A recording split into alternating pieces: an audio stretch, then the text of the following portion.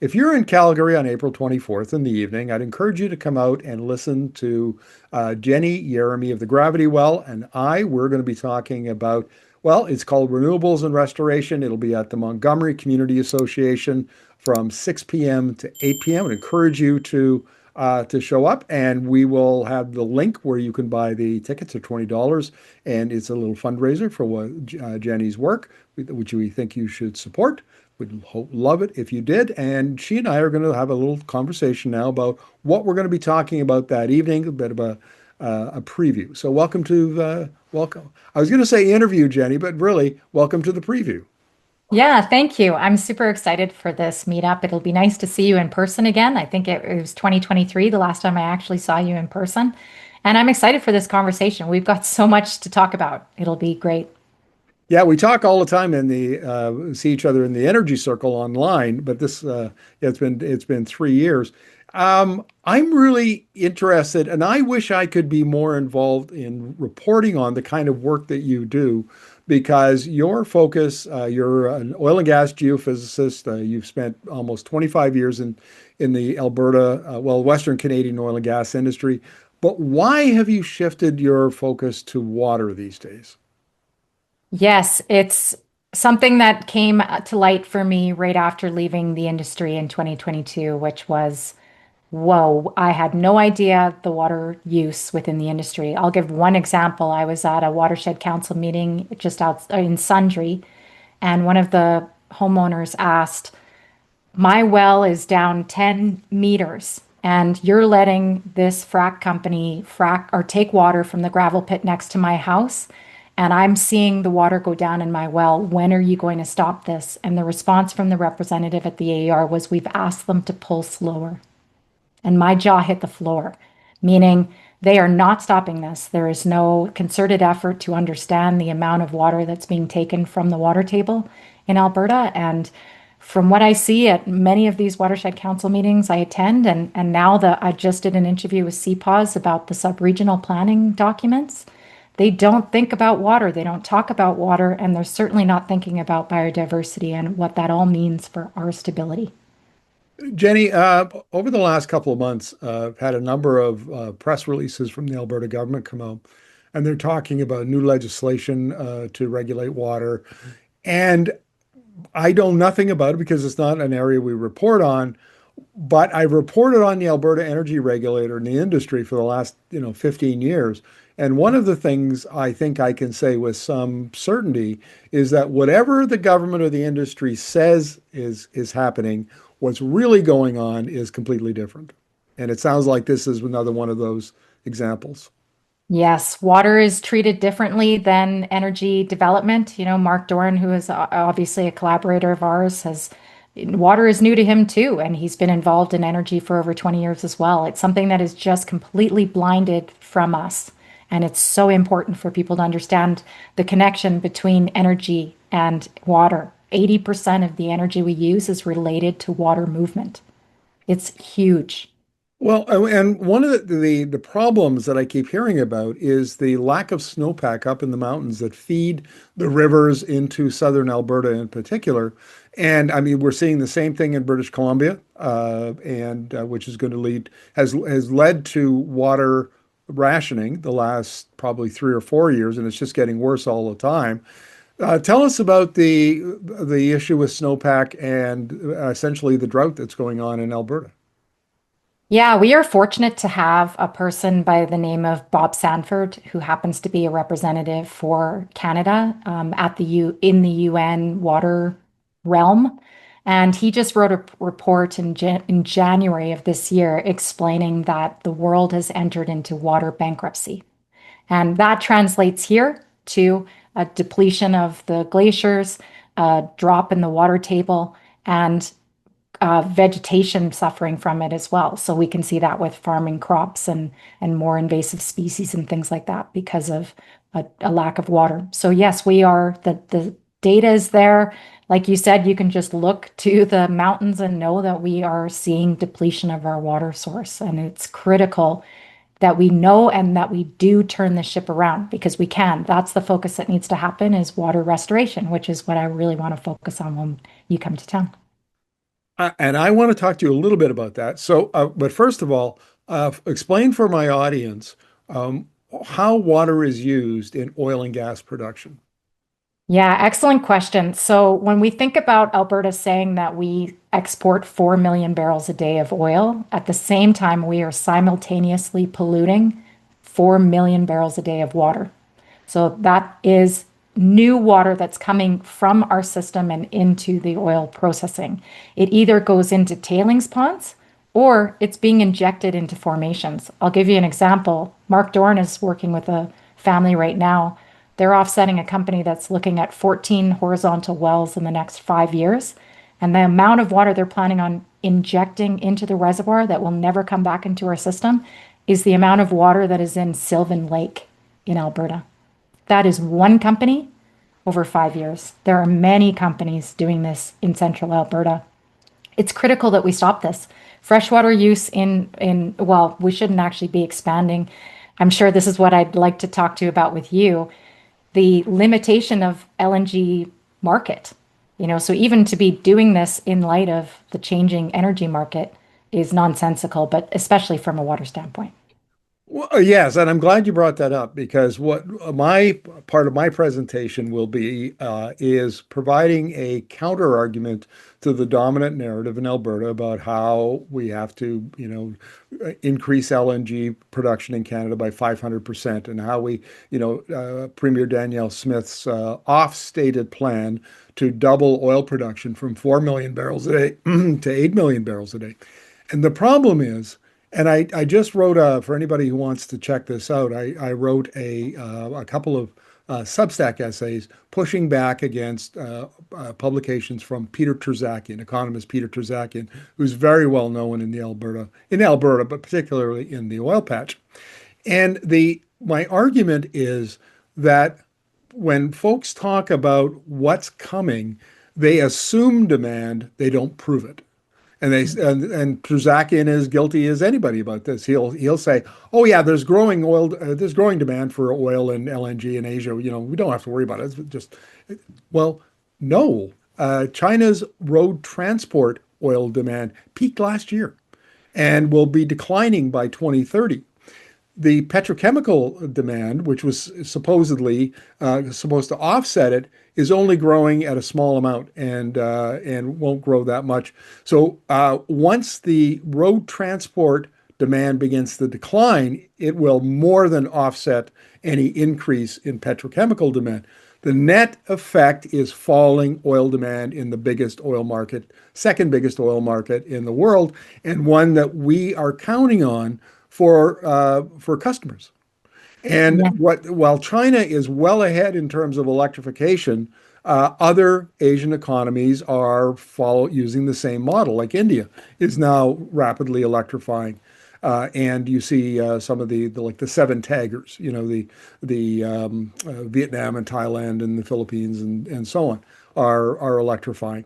So looking at the trends and the modeling from the International Energy Agency and other groups, you can see that after 2030, there's a very, very good chance that the demand we're counting on to build, infrastructure that costs tens of billions of dollars is just that demand's not going to be there. So now we're building capacity that requires a lot of water that's already straining a system that's under strain in Alberta to feed a market that probably won't be there. And Well, and yeah. especially, I'm excited to hear you talk about the changes with the war in Iran and the Strait of Hormuz closure, because as you're saying, even those petrochemicals can't be processed to the extent that they were before February 28th. So this is structurally changing the demand for these assets, these products so rapidly. I'm just so excited. I know you've had conversations with Seb Kennedy. I had the opportunity to interview him recently too. It's to me going from a natural gas market to an LNG market is a very expensive endeavor. So I'm really excited to hear you help people understand the lack of adoption that will happen as a outcome of this war in Iran. One of the a salient point for Asia is that Asia would prefer not to import any of this. They're doing it because they're growing rapidly and they need gas for industry, for instance, fertilizers and petrochemicals, all of that stuff. Great. But they would like to reduce their imports because they're volatile and they're expensive, as the war in Iran is demonstrating. And the response of Asia to the global energy shock that was created by the invasion of, or the attacks on Iran has not been what I think a lot of folks in the oil industry expected. They expected that, oh, they're going to be looking for other sources of supply. No. What they've done is they've said, you know what, we're already electrifying. We want to speed up electrification so that we don't, instead of heating our buildings with natural gas, we're going to heat them with electricity using heat pumps. We're going to, when it comes to oil, we're going to electrify transportation. Like was in China is already, way ahead on that front. And the longer this goes on, and the more uncertain things are, the more Asia. The lesson for Asia is energy security is not about oil and gas; it's about electricity, and that's something they can control themselves. So, can you elaborate on the implications for Canada then, for when we look at Canada's development plans and, talk about doubling oil production and LNG export capacity? How does the Asian market influence that demand? Well, given the changes, and we should also mention that the LNG, over the last 5 years, there have been final investment decisions taken on new plants around the world in the U.S., Qatar, and Australia, and so on. And there's between now and 2028, 2029, there'll be 50% more new supply coming into the market. So at a time when Asia is beginning to pull back, the other countries are already well ahead of us in bringing new supply on. And the International Energy Agency, in a report last year, just threw up its hands and said, where are the customers for this? What are we going No to do with kidding. all this extra supply? Well, prices will go down. That's for sure. And Canada's already, high up on the cost curve, and so is not, that competitive at the best of times. Prices fall, we're not competitive at all. So we've been arguing at the absolute minimum that that Canada should take a much harder risk-based approach to any thoughts of building a big pipeline out to the West Coast from Alberta or building more LNG plants. And this it's shocking to me how little people in governments, provincial and in Ottawa, and in the Canadian oil and gas industry understand what's going on in Asia, the how fast it's electrifying. Their orientation is to Houston, and you remember, your years in the past. People don't talk about, hey, I wonder what's going on in Beijing. They go, hey, what are people in Houston saying, or the Permian Basin, or whatever it might be. But they have some talking points about China, and that's it. And they don't bother to do any more work to understand more than that. And that's going to come back to bite us big time if we're not careful. Yeah, already, I'm sure, because yeah, there's a lot of conversations happening, I think, around this war that are not, like you said, wars expected. So just want to remind people that when you do come, our plan is to each give, a 10-15 minute overview of what we've learned, where we think we're going. Then we'll sit down, the two of us, we'll ask each other some questions, and then we'll leave it open to the audience and give some space, like you said, for people who can ask these questions of somebody who is following the energy market internationally, like you and me, who's been suffering the conversations around water in Alberta. So yes, I'm excited for this, Markham. Yeah, let's talk about the format a little bit because we haven't mentioned that the conversation between you and I will be the foundation for podcast episodes for your podcast, Gravity Well, and I'd encourage you folks to check that out. And our podcast, Energy Talks, and on our YouTube channel and other social media platforms where we'll post it. So we're going to do a podcast style discussion, and then and that so about 6 o'clock, doors open. 6:30, speaker introduction, and we'll have we'll chat about and some insights. 7 o'clock, we start the podcast discussion. 7:30, audience Q&A. And Jenny, that's what I'm really looking forward to here. is to engage in a conversation with Calgarians, and I hope people from the industry show up. I hope they do Yeah. because those we need to talk to those folks. Absolutely. Yes. I mean, I have learned so much in the last few years. I can attribute a lot of that to you, Markham. Conversations that I saw with Mandy Olsgaard and Mark Doran and others right when I left the industry have really helped me understand a different perspective. And I think there's a big opportunity for others to join me in this newfound perspective of where we are really headed here. Now, you spent all those years in the industry, Jenny, and I have a we'll call it a hypothesis. Mm. And that is that the industry, and I should point out, I've spent 5 years in the Alberta oil patch myself, so I kind of saw this firsthand, but you're a veteran, so we'll ask you. And that is the emphasis on consensus, on collegiality, everybody singing from the same song sheet. And if you don't sing from the same song sheet, if you take a different view, a critical view of industry practices, you're shunned. And maybe even your career is affected. You might lose your job or career advancements. And you've had that happen to you. Tell us a little bit of your story. Yeah, so interestingly, in 2022, I was working for the largest Canadian company in Canada, and I was compelled to inform my peers, my geophysics and geology peers, of everything I learned on the liability side, acknowledging that we have a really important role to play. We should be leading the mapping and closure of sites. It should be our main focus, our only focus now, but our main focus at the time, I was saying. And the next day, I was brought into a meeting room and had all of my work taken from me. And it's been basically shelved. It's sitting in the hands of a part-time former COO, and just not happening. There are people being removed from remediation work left, right, and center, especially with this separatist agenda happening. I went for a coffee with a fellow drilling friend just after I was out the door. He was asking why I was gone. And I said, I don't understand why they're not taking insolvency risk seriously. And he said, well, the plan is separation. There are supposedly 10 oil and gas executives in Calgary that have been planning to use separation to avoid the orphan fund, to avoid remediation, to avoid the $260 billion problem that they've created here and promised to address when the time came. Now the time has come, and this is where we're at. So yeah, big deal. And you're right, it's a very, very lonely and you kind of feel crazy feeling when you come into light of what's happening and the feeling that you get in response to it. I've lost most of my friends from the industry over my newfound knowledge.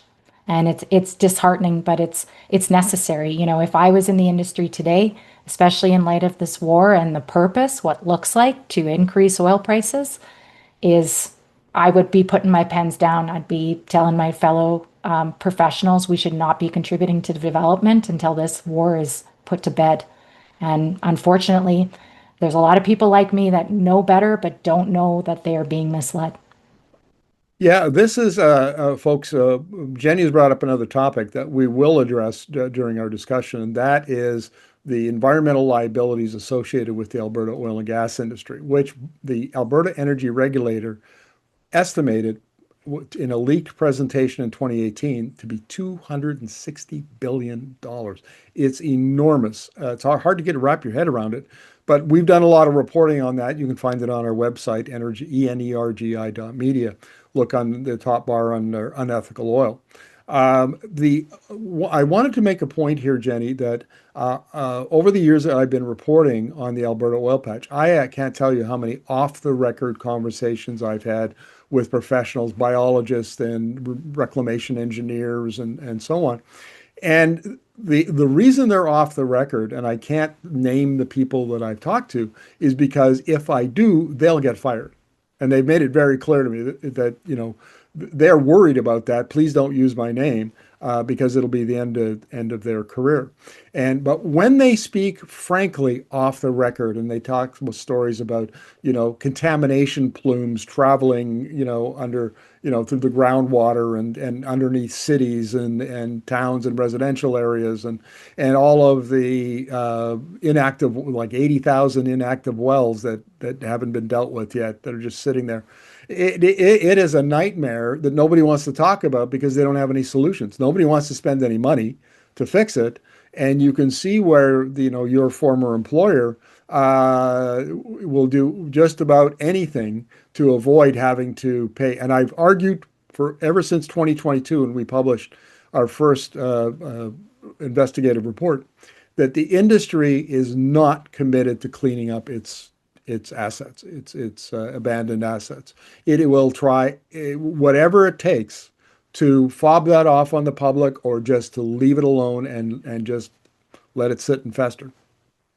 Yes, unless we have, which is again one of the reasons why we are meeting, a considerable group of people who know this and are willing to push back collectively. That's the only way this is going to happen. It's going to take a mass effort from people on the ground saying no more. We need this to finally be dealt with. Yeah, the industry needs to be called to account on this. So when you take into the fact they've misjudged, in my opinion, they've misjudged market demand, global market demand when it comes to pipelines and LNG. They have a huge, massive backlog of environmental liabilities, and they're basically, sucking up more water than the system can replenish, and that's leading to all sorts of other problems. I mean, there are serious issues here that it's very hard to break into. Like, the Calgary Herald is never going to make this an issue. Not even CBC is going to pick up this up and do the work required to properly inform Albertans. And so kudos to you, Jenny, for taking this on. And folks, I'll click on that link in the YouTube description or wherever you see this video. And please come out on April 24th. That's starting at 6 o'clock, and meet us, have a conversation, ask us questions during the Q&A. And I'm looking forward to it, Jenny. It'd be good to see you again. You too, and thank you very much for doing this, Markham. I'm really looking forward to this.